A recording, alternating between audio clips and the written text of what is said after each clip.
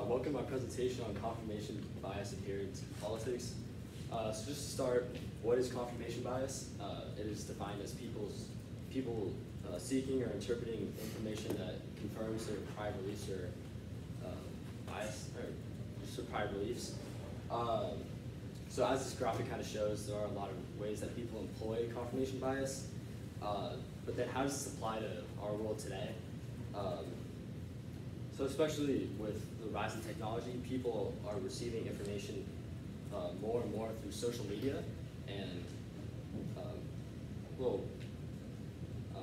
I found Pew Research Center, they did a study, and 97% of teenagers, they found that 97% of teenagers have a social media account, whether that be through YouTube, Twitter, Instagram, etc. And as a result, people are receiving, and there's a major influx of information, and people don't really know how to decipher positive or truthful information against misinformation, stuff like that. So then how does this tie in with politics?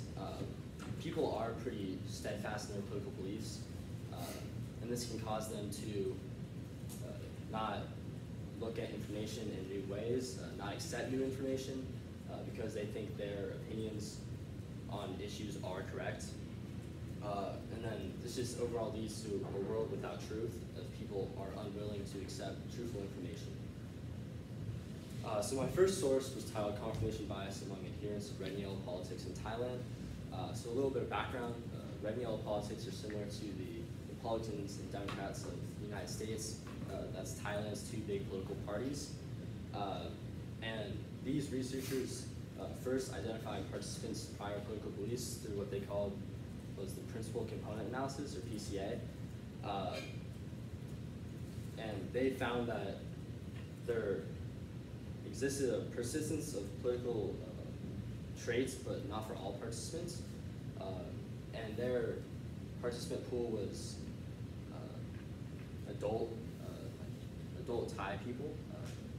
So overall, what I took from the study is that I could use a similar method of finding participants' previous beliefs, giving them positive or negative information like these researchers did, and then seeing if their beliefs changed because of that new information. My second source was titled Rigid Religious Faith Promotes Selective Exposure to Absolute Congruent Political Information. So rigid religious faith is defined as the idea that religious beliefs must be held firmly, not doubted. So Craigen used a sample of Amazon Mechanical Turk, or MTurk, workers, and they identified this, or used that sample because he found that they were generally less religious than the United States, than the average United States person. So he first asked questions to his participant pool, to see where their level of rigid religious faith stood, and then gave out pro and anti-gun control arguments to test whether people of religious beliefs employ a confirmation bias. And as a whole, he did find that people of faith do employ a confirmation bias. So then I found, especially for my demographic of a Catholic high school, it was helpful to contextualize how people of faith might answer towards political arguments. So then my method, or my research question, is to what extent does confirmation bias compare with political views within a high school demographic? So then going to my method, I used a quantitative analysis through an anonymous Google form. So the first section was Pew Research Center's political leanings test. I used that political leanings test because it wasn't too long, and that was kind of a worry for disseminating an anonymous survey. And it was found through third-party sites that Pew Research Center is indeed a trustful source to use. And then the second section was just some general questions regarding gun control. So like, owning a gun keeps me and my family safe, or to what extent do you agree with the Second Amendment? Then the third section was one pro, one con gun control argument. Participants were then asked to answer towards their favorability towards those arguments. And and then these arguments were taken from procon.org. I use procon.org because I believed if you really spend the time, especially through my demographic, like high school students, if you spend the time to read through those, you'll be able to identify if it is a pro or anti argument. And then the second kind of half of my survey was pretty similar to the first, just dealing with abortion. So general questions like, to what extent do you agree with the use of contraceptives, or do you identify as pro-choice or pro-life? And then one more pro and one more con argument just about abortion. And the last section was just demographics. So before we go into my results, just a few predictions of how I believe people would answer. So left-leaning participants would answer favorably to the pro-abortion argument and unfavorably to the anti-gun control argument. It's just based off the current political climate of the United States. Democrats and left-leaning people tend to be more, or want strict or less abortion, or they agree with the woman's right to choose, and then they want stricter gun control laws. Whereas on the opposite, right-leaning participants would answer favorably to the anti-gun control argument, but unfavorably to the pro-abortion argument. Similarly, Republicans want less gun control, and they want less abortion laws. So my results, Pew Research Center breaks up their political leanings, their groups into 9 different groups. Left-leaning groups being progressive left, establishment liberals, democratic mainstays, and outsider left. Stressed sideliners are in the middle, and then right-leaning groups, ambivalent right, populist right, committee conservatives, and faith and flag conservatives. Faith and flag conservatives, the most right-leaning, and progressive left, the most left-leaning. I was able to obtain 128 responses, but for my analysis, I only used responses that were able to correctly identify the argument given. And this was done because people wouldn't employ confirmation bias if they weren't able to correctly identify what the argument was saying to them. So first graph was the establishment liberals, so the second most left-leaning group, and their answers towards the pro-abortion argument. So as the graph kind of shows, as a whole they answered favorably, only one outlier answering neutrally. Next graph, the outsider left, so just slightly left-leaning. Their responses to the anti-gun control argument were pretty scattered. The big chunk of them in the middle, but just under half feeling unfavorable to it. Next, the ambivalent right, so they're just slightly right-leaning towards the pro-abortion argument. As a whole, they answered pretty neutrally, and then the next big chunk kind of being somewhat favorable.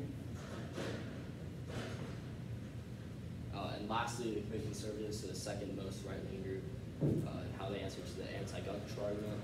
As a whole, they answered very favorably, 3 very favorable and 3 somewhat favorable.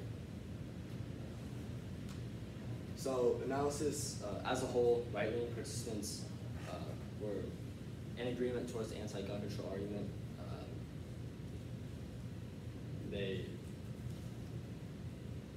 However, on the contrary, the responses were pretty scattered towards the pro-abortion argument. And then the left-leaning participants, they had a pretty strong consensus towards the pro-abortion argument, but similar to the right-leaning participants, they were pretty scattered towards the anti-gun control argument. And why would this be the case? So my participants do attend a Catholic school, as I mentioned before. Only 74 personally identified as Catholic, but they could still be influenced by Catholic social teaching on the issues. The church takes a very strong stance, or strong pro-life stance, and then this could lead them to answer in a certain way. And as Cragen's study told me, people of faith, or his study, people of faith, and did employ confirmation bias, and that could be seen similar through my study. In addition, I do have a participant pool of teenagers, most of them being 14 through 18, or all of them being 14 through 18. And as a result, they could take a more pro-gun control stance because they believe that school shootings could be it is a reality, and it could be a reality for them as well. And then some limitations. As mentioned before, I only obtained 128 responses. I would have liked to obtain more, but however, I do think I'm still able to answer my research question, but more responses always bolsters an argument. In addition, there's survey fatigue that is in play. There's no incentive for answering my survey, and people don't have any vested interest in my survey or my results, so they may not answer truthfully. And that could be supported by the fact that not everyone was able to answer the arguments correctly, as I predicted. But as a whole, most of the people were able to identify the arguments. And then implications. So my study, I concluded that there was a minor confirmation bias similar to the study of red and yellow politics in Thailand. And yes, there was a minor confirmation bias, but it doesn't necessarily tell why that is the case, which is also sort of a limitation. My study only told if or how, or if there is a confirmation bias, but not like the psychological reasons why people do employ a confirmation bias. And then some further research, I think it would be interesting to test to see if different age demographics answered differently or didn't, yes, indeed employ a confirmation bias.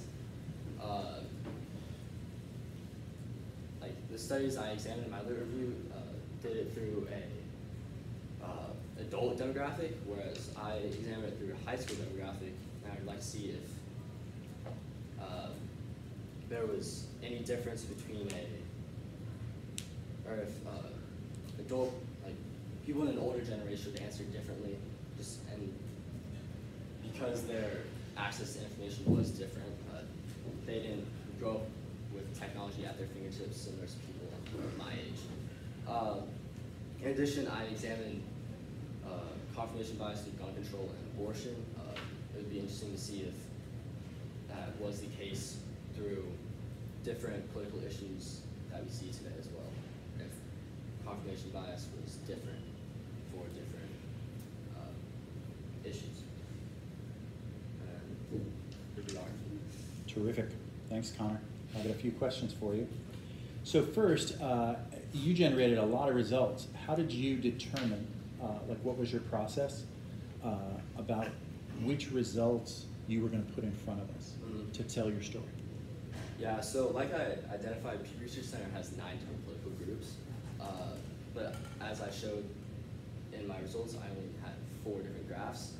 I did this mainly because I didn't think it would be way too long to have the results of all 9 groups and all arguments. That'd be a lot of graphs and not a low word count.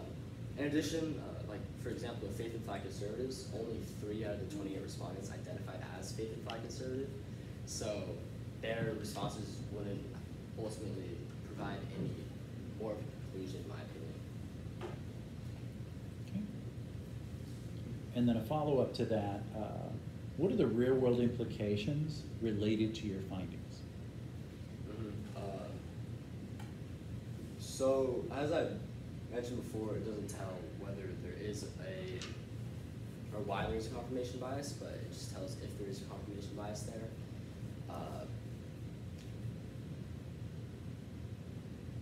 So as I kind of explained my context, confirmation bias hinders a truthful world. So just first identifying that whether there is a confirmation bias or there, I think that's what my study completed. Okay. And then the final question, if you could revisit your research process, what would you do differently and why would you change it?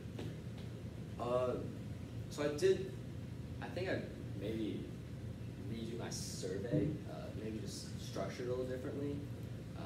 I think I examined my lit review sources and I tried to emulate my survey based off of that. So as a whole, I think it did accomplish my overall goal, but maybe making it a little shorter and making sure that people wouldn't have as much survey fatigue, maybe not including the other, like the general questions, because that wouldn't add anything to my overall conclusion. That may have caused people to have more certainty, which I identified as limitations. So I think I would have maybe taken out those general questions. I think that would be a big thing. Terrific. Thank you very much.